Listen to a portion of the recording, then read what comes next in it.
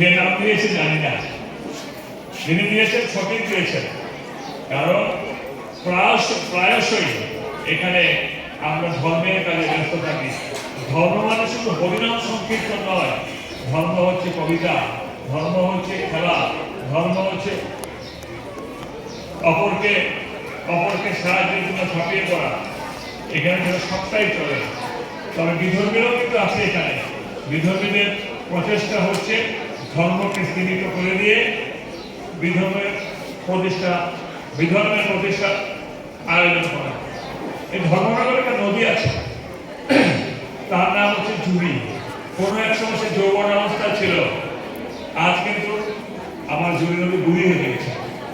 এই জুড়ি নদীকে আবার যৌবনবতী করে ফেরাতে সকলের প্রচেষ্টা নিয়ে ধর্মনগরের এই জুড়ি নদীকে আবার পূর্বের মহিমাকে ফিরিয়ে আনতে হবে। এই ধর্মনগর